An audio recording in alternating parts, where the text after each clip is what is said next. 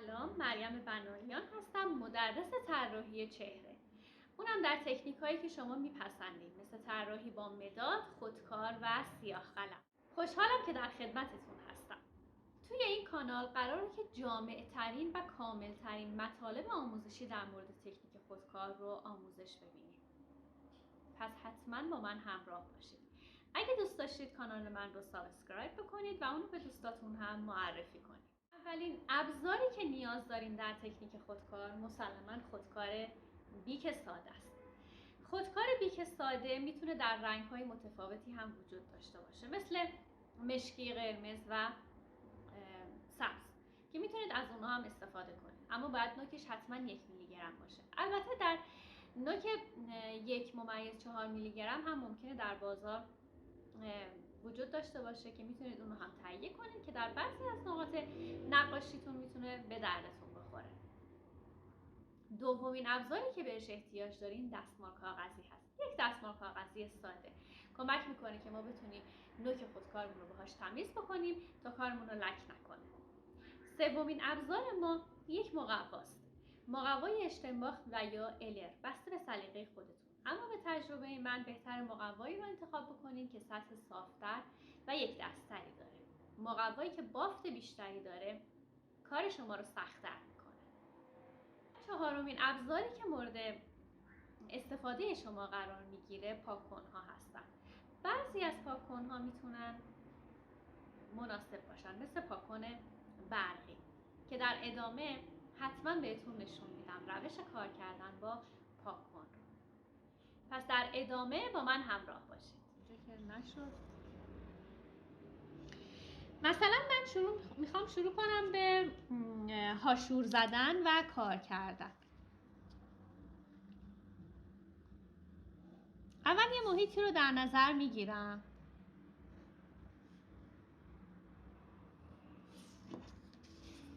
مثلا اینجا.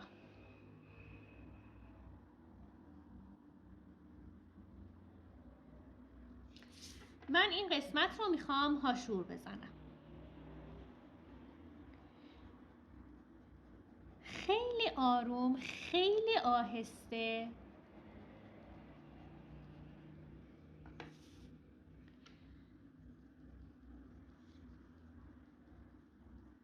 حتی اگه خودکارم رنگ نده برام مسئله ای نیست. ناراحتم نمیکنه. روی دورهای بعدی که برگشتم روی این قسمت دوباره هاشور رو پر کردم، مشکل کمرنگیش حل میشه. فقط باید خیلی آروم و خیلی یک دست با فشار دست خیلی پایین شروع کنیم به کار کردن. ما تیرگی رو در خودکار نمیایم با فشار دست زیاد ایجاد بکنیم. ما در واقع تکرار لایه ها هست که ببینید الان تکرار لایه میکنم و به سمت مخالف هاشور میزنم. تکرار لایه ها هست که کار ما رو تیره تر میکنه. من الان از بالا به پایین هاشور زدم. خب در جهت مخالفش میام از پایین به بالا هاشور میزنم. به دلیل اینکه نمیخوام ما بین کارم یه خط ایجاد بشه، یعنی مثلا این وسط یه خط ایجاد بشه، یه مرزی در واقع ایجاد بشه، چون نمیخوام این اتفاق بیفته. بنابراین در جهت مختلف، در جهات مثلا روبروی هم هاشور میزنم.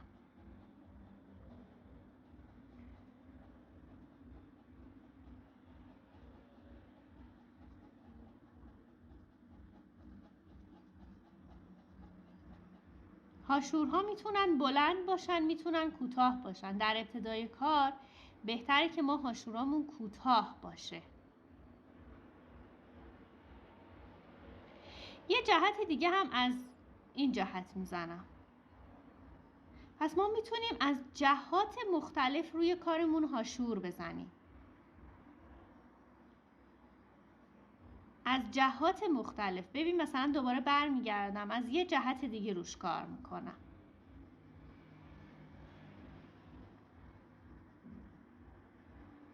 و خیلی راحت میتونیم یه طیف رنگ رو به وجود بیاریم.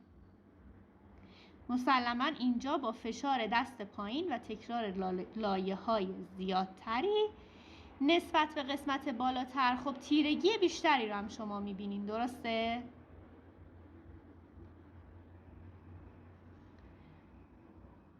پس ما تیرگی رو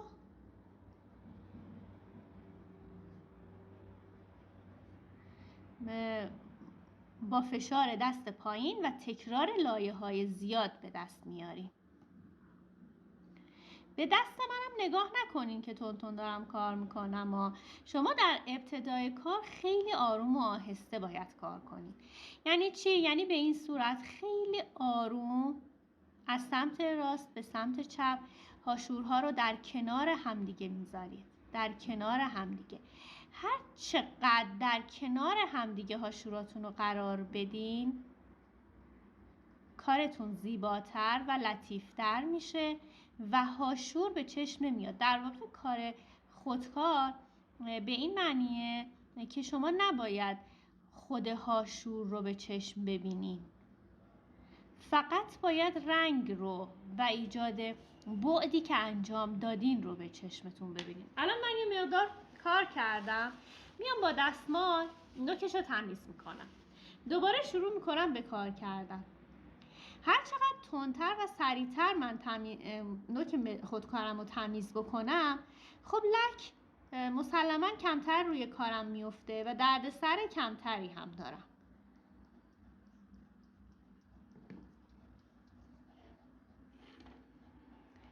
جوری باید هاشور بزنین که توی کارتون خط دیده نشه.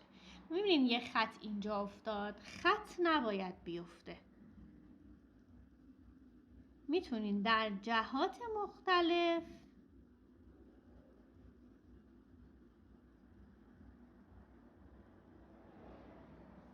هاشور بزنین.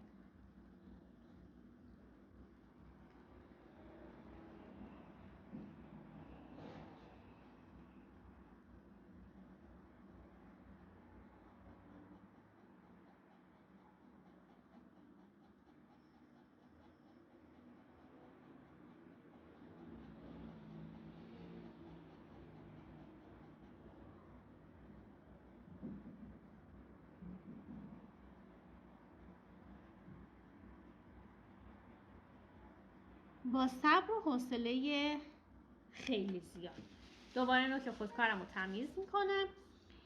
یه جاهایی از کارم میبینم که خودکار به خاطر بافت مقوا رنگ خودکار روش نمیشینه. من اون رو با نقطه نقطه نقطه اون قسمت ها رو پر میکنم.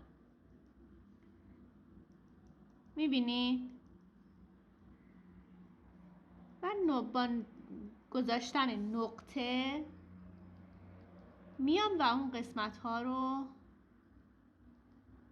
پر میکنم. خب الان این قسمت مستطیل من رنگ شد، کار شد. میام سراغ این یکی قسمت. گفتیم ترجیحاً برخلاف اون سمتی که کار کردیم کار میکنیم تا این دوتا خطی که به هم دیگه این وسط برخورد کردن ایجاد یک مرز نکنن. در واقع در همدیگه خودکارمون در همدیگه فید بشه.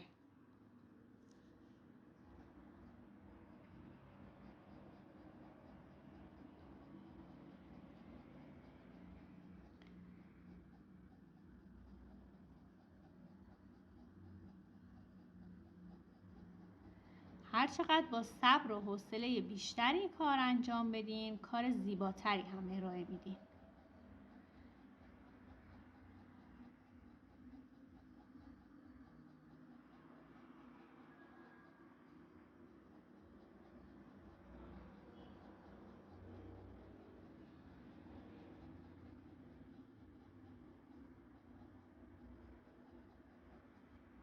همینطور که میبینید من اصلاً فشار نمیارم روی مقوا.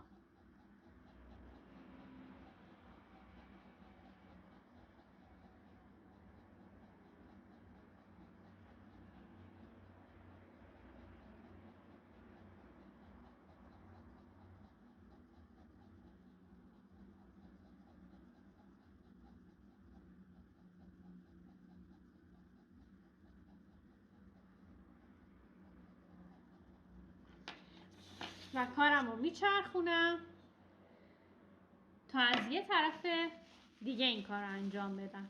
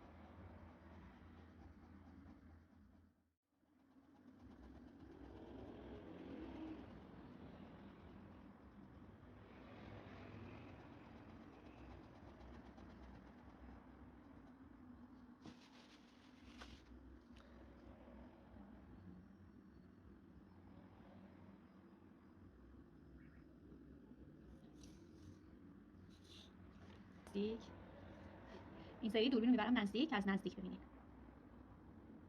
ببینید پاشورها داره از یک سمت حرکت میکنه. پاشورها به هم چسبیده هستن. نیاز نیست با سرعت انجام بدید. میتونید خیلی آروم و آهسته انجام بدید.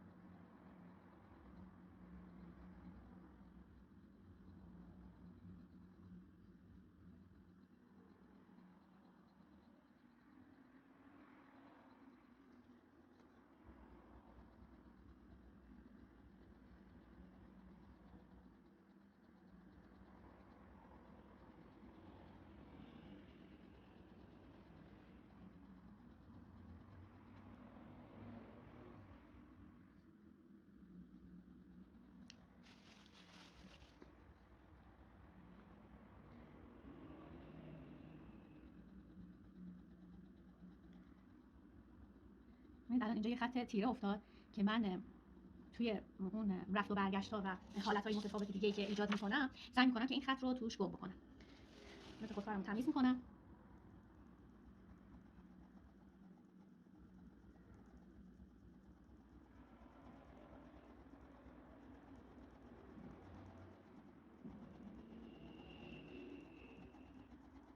پس ما در هر جهتی که بخوایم میتونیم هاشورا رو بزنیم، در هر جهتی که بخوایم. فقط باید فشار دستمون زیاد باشه و برای اینکه بخوایم به رنگ مورد نظرمون برسیم باید صبور باشیم. یعنی با تکرار لایه‌ها باید به دستش بیاریم. این قسمت‌هایی هم هست که خیلی روشن‌تره که اون توی جدول تونالیته با هم دیگه تمرین می‌کنیم و با هم دیگه کار می‌کنیم. و اینو بدونین که فقط با تمرین کردن هست که هر کدوم از ما استاد میشیم یه روزی ان شاءالله.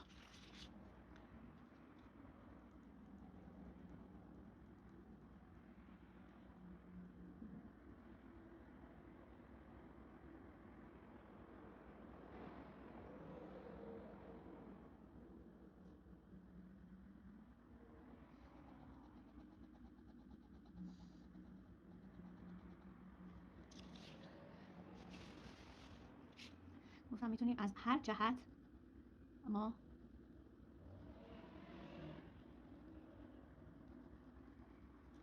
پاشور بزنیم.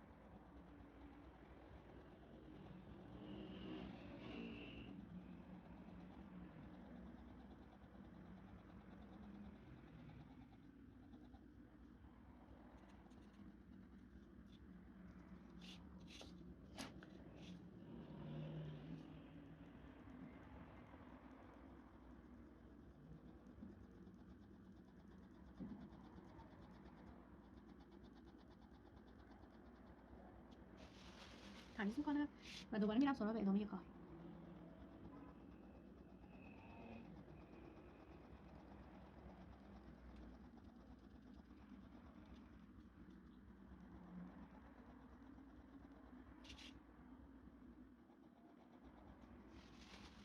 هنوز یکی دو تا لایه دیگه کل کارمون احتیاج داره که روش کار بکنیم تا بتونیم اون رو یک دستش بکنیم. به خاطر که یک دست و یک رنگش بکنیم احتیاج هست که یک مقدار دیگه روش کار بکنیم.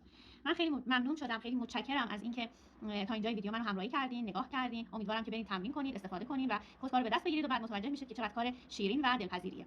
ممنون میشم که برام کامنت بذارین، لایک بکنین و تک تک کامنت های شما رو میخونم. انتقاد دارین من پذیرا هستم، اگر پیشنهادی دارین حتما به کمک من میکنه و من خیلی متشکرم از اینکه منو همراهی کردین. من میرم همچنان روی این مستطیلم کار میکنم تا رنگ یک دستی داشته باشه و در نهایت به شما نشون میدم.